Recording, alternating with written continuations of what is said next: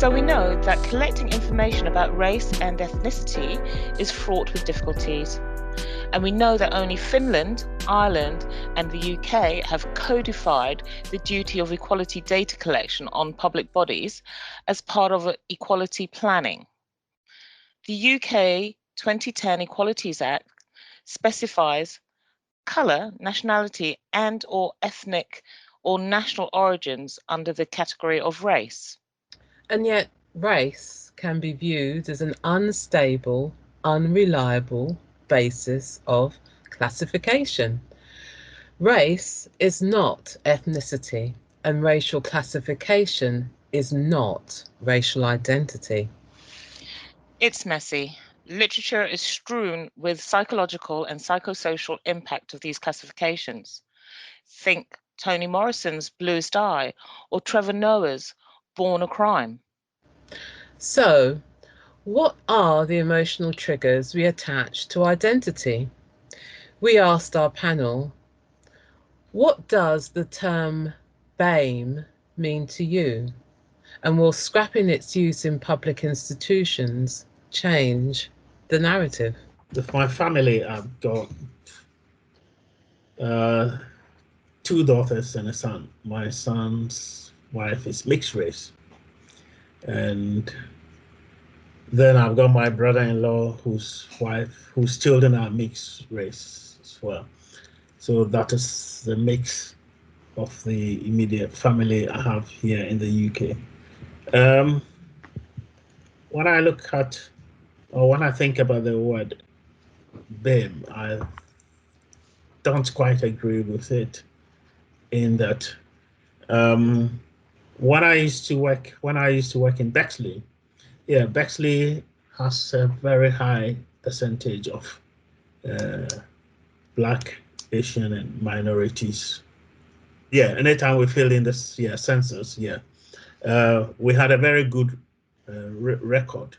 But when you go deep down, for a very long time, I've worked in Bexley for more than 6 years, and for a very long time, I was the only Black man, African male, working in the CCG, and majority of people from the minorities were Asians. So, for example, our governing body was full of Asians, and there was no African or Caribbean representation, but we had very high marks for Black and ethnic minority people. So it is not something that I appreciate. I don't like it. I would prefer that we change the name altogether so that we can see the difference. It's not just if you are from the minority, you tick a box and you are counted, even if you are not Black, you are counted, and then they total the figures, and we have a high percentage of minorities in the group. There are too many of us lumped together. That is what is bad about it. We need to say, okay, here we are. We have, because when you fill the forms on population in the UK, we have the differences. We have, I think it's in 9 characteristics, if I'm right. We have, you see the Black African, Black Caribbean, Black British, and Black other. But what happens is that they just group all of us together as Black, and that does not actually define or give us a good picture of what exactly the Black means. You see, the whole thing was because of the Black Caribbeans who were brought into work in the UK. The agitation and everything was started by them, and we are their descendants. So that is where it's coming. What I don't like about it is being seized by other Black groups and then to take over. Like I said, Bexley, our governing body, was made up of Asians, but it never comes out as the representation never comes out to the outside world as full of Asians. It's just full of blacks. So that is what I don't like about it. They should specify if black, what do they mean by the black? Are these black Africans? Are these black Caribbeans? Are these Asians? But it's my representation which is missed in the totality. That's what I don't like about it. Yeah. Okay, thanks. My own family, as I stated before, and I know you're going to ask the question, Faith, but I do own my blackness. I do. And I'm very proud of being black, and I'm very proud of being a black woman, and I'm very proud of being a black woman born in England and raised in England. So my cultural background. So in order for me to be black and black British, our slaves, my parents are Barbadian, so the slaves that when my blackness starts in Ghana. So it was the slaves that came over from Ghana that went to Barbados that then led to us, for me to be where I am today. But within that, we have the black slaves marrying, or the black servants, and they came down, who married the white owners of, the white ones own it. It wasn't a rape, and it wasn't a sexual exploitation. They married, they fell in love, etc., and they had mixed race children. Within that, we have those children marrying Indians and Asians, or the Caribbean Asians, and the Chinese that came over from China to, build walls, and the Indians that came over to refresh the slaves. So we have a multicultural family, to say the least, and it does range from black African to white British. And that continues up to today. So for my family, I'd actually say it's culturally enriched by all the different cultures, because what we don't do is shy away or feel angry about one or the other. So it's culturally diverse. It's diverse in colour as well as cultures, particularly those that marry into. But we embrace all of those. But then black people are good at doing that. They embrace cultures and they learn from them. Unlike some other cultures who try to overtake them and overpower them, we actually embrace and then enrich and enhance. So I actually, for the word BAME, it just grates the last nerve in my spinal column. Whilst we can embrace the term black, it's we can embrace that. The Moors that came out of Africa that then started to travel, and they were nomadic, etc. And so we then spread over the globe. However, within that term black, and within the number of countries that have people that look like us, we're the only ones in the world with this hair, and naturally this skin color. We're culturally different. We are ethnically different, and we are racially different to some extent. And it's about saying, right, okay, because our Asian brothers and sisters, I can remember when I was going to school, I went to school that there was only 7 black people in it. Okay, I won't name the school, but that's when I was going to school. There are 7 black people, or that you will call black, or looked black, is what I'd say. And our Asian brothers and sisters were so far apart from us, not only in colour, but also in culture, and they didn't want to be known as black or be associated with being black, and they wouldn't associate as being brown either. So we've come a long way in embracing each other. So, but it doesn't put us all in the same basket, because being BAME, I know nothing about an Indian culture. I know nothing about a Pakistani culture. I know nothing about a Malawian culture. I don't know anything about them. They're completely different. I'll embrace it. I learn from it. I like it. I love their foods. I love their dancing. I love their music. I love their instruments. But culturally, inside of their home, I know nothing about them. They know nothing about me or mine, or what's going on in mine. So to be plonked into a basket with all of the eggs and have some kind of cultural ethnic mashup, it does not tell the real story. So when we're using this BAME terminology to determine health inequalities, educational inequalities, you're still being unfair. It's still racist. It's still elitist. It's still all, it's all the ists that I can think of, because what you've done is you've replaced one thing with another, and you've put them all in a basket and said, yep, there we go, they all fit in that room, let's just shut the cupboard on that, and that's it. They all fit into that cupboard. And we don't. We all have different wants and needs and outlooks and experiences, and to enrich the British culture, because we're talking about being here, to enrich the British culture. And you just kind of think, hang on, wait a minute, if I stuck every single white person or non-white, or yeah, white person that identifies as white in one cupboard, would they say they're the same? They won't. The Scottish don't like the English don't like the Irish don't like the Spanish, the French don't like this person. Do you know what I mean? Let's get real here. Listen, the British, black, green, purple or yellow, don't even like to be called European, and we're sitting in the same Atlantic Ocean. So why should we be accepting of a term that just plonks us all together as if we're just one soup, you know, and we just pick out a potato when we feel like it and pick out a carrot? Well, I'm not that.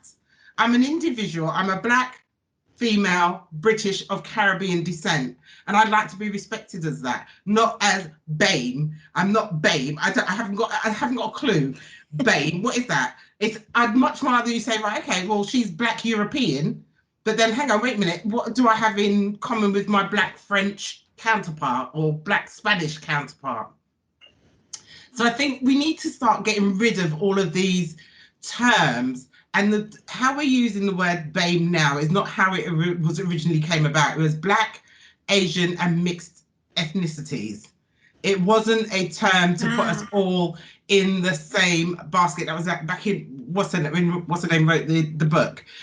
It was black, Asian and mixed ethnicities. And I don't know where we got, how we got from there to this, but it really does grate my nerve. Yeah, my brother-in-law's wife is Swedish. Swedish, okay. White Swedish, and then my son is married to a mixed race woman, white, I think, English, and then black Caribbean father. So it certainly feels as if this term has perhaps gone past its sell-by date, basically. Oh, yes. While we understand that it's an administrative tool, really, but it feels like it's a fairly blunt tool. Yeah, and I also said that some people are using it to their advantage. Why I said that is because I used to work in social housing, and anytime we were in trouble, we ran to used to be the housing corporation. That's okay. It's another label, isn't it? It's a bit like the negative connotations that have been built on the word black. Everything black is always evil or negative. It's always downtrodden. It's evil. It's bad. It's Black Monday. It's Black Sunday. It's Black Friday. It's blackmail. It's black. It's black. Sorry. Blackmail.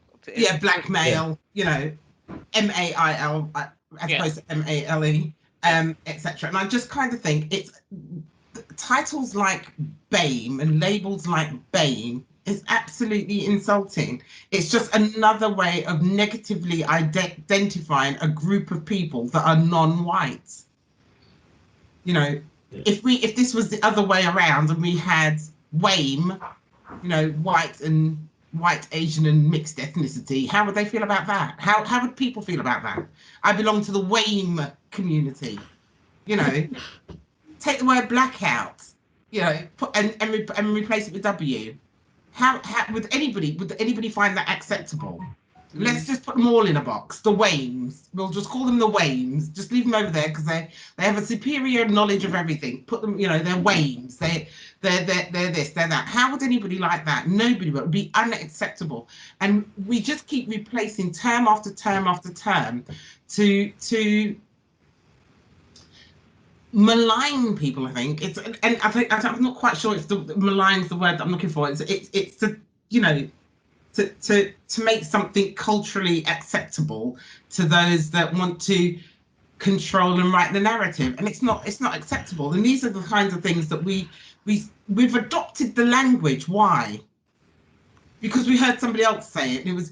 It's easier to roll off the tongue than to say, you know, black, white, Asian, Chinese, wherever, because then we go into all sorts of things. Oh, hang on, wait a minute, we've missed the race down the road. It might be, you know, the New Zealanders, you know, they've got you can't mix up the New Zealanders with the Australians because they're completely different. So we'll have the Maoris and we'll have, you know, all the rest of it. Where do we stop? Why can we not just be people and go back to being people? If you need an identifier, then use the identifier black, use the identifier white. That's not mixed up with anything.